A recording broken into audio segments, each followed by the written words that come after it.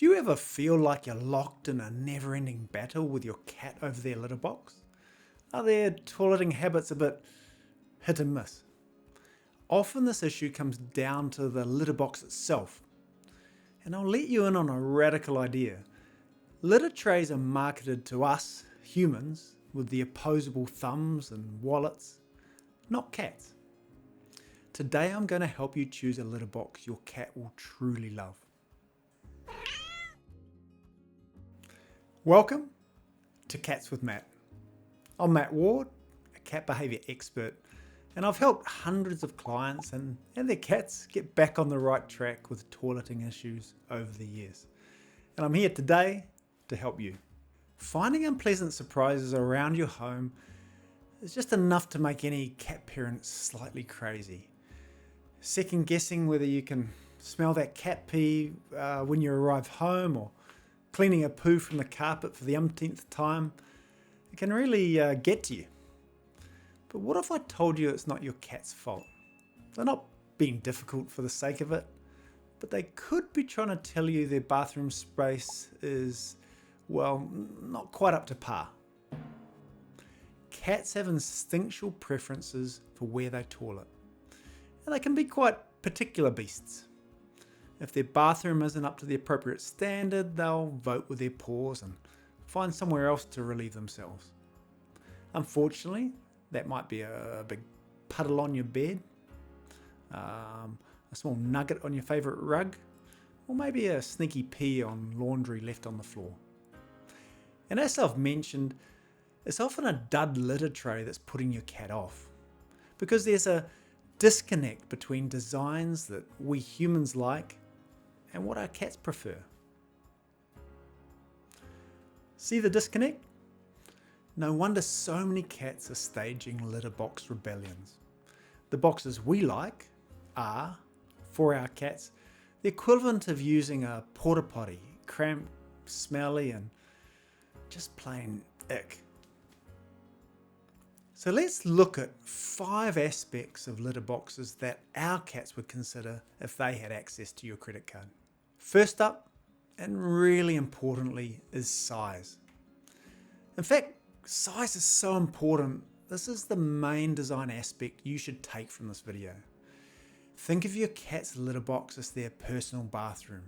Would you want to use a cramped, tiny toilet? You need to think big.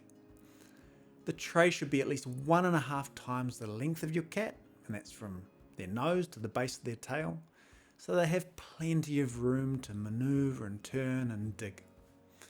Cats probably prefer a tray even bigger than this, but 1.5 times their length should be the minimum.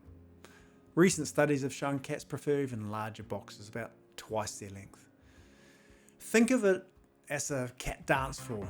The more space, the better the moves, or the poos. Open concept living is all the rage for cats too. Skip the hoods and the flaps. They trap odour and give that porta potty vibe to some cats. And some cats dislike pushing a flap to enter, particularly if they don't have a cat flap they're used to. Also, if poos and pees are shut away, out of sight, out of mind, us guardians may be less likely to scoop as frequently, and that can be massively off-putting for our cats. Cleanliness is a huge factor for cats. Those unscooped litter boxes are not just like using a portaloo, they're like using a portaloo on day 3 of a music festival.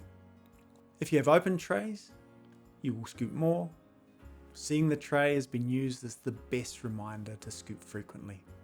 Once a day minimum. And this is probably one of the most important things you can do to encourage your cat to use their tray. Right up there with selecting a litter box with enough space to do their thing. And if you really want to go with a hooded tray, make sure your cat has plenty of headroom. Later in this video, I'll mention a couple of hooded with headroom options. Remember also, cats are both predator and prey, and many cats like to have an easy escape route if they feel threatened, and they want to have a good view of their surroundings while they're in a vulnerable toileting position.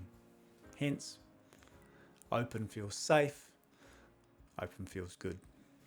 For some cats, it can help to reduce the barrier to entry by keeping the sides of a tray low.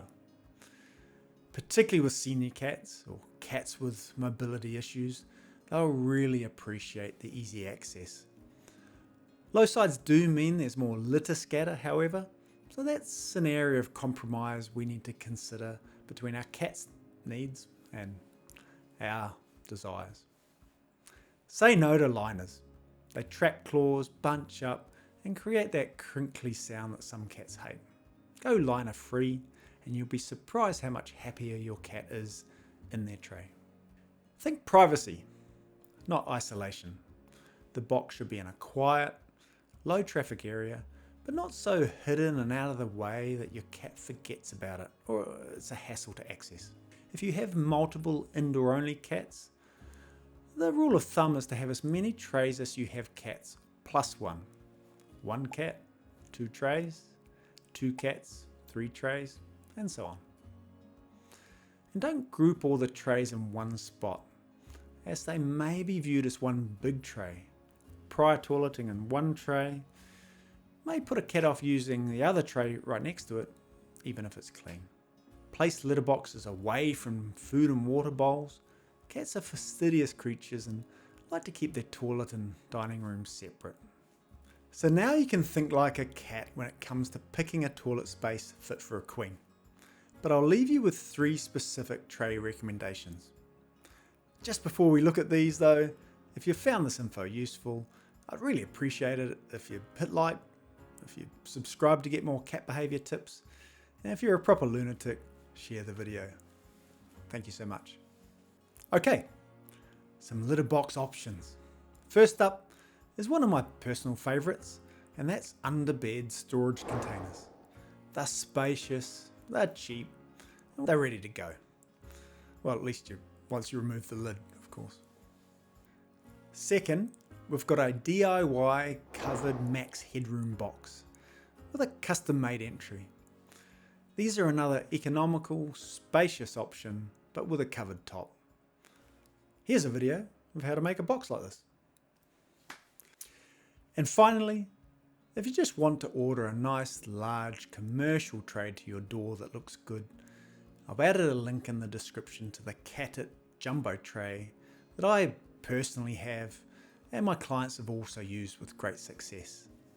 I'd recommend though that you start with the lid completely off, just the tray itself, before adding the lid but folding the flap backwards, and then only once your cat is consistently using the tray, consider lowering the flap.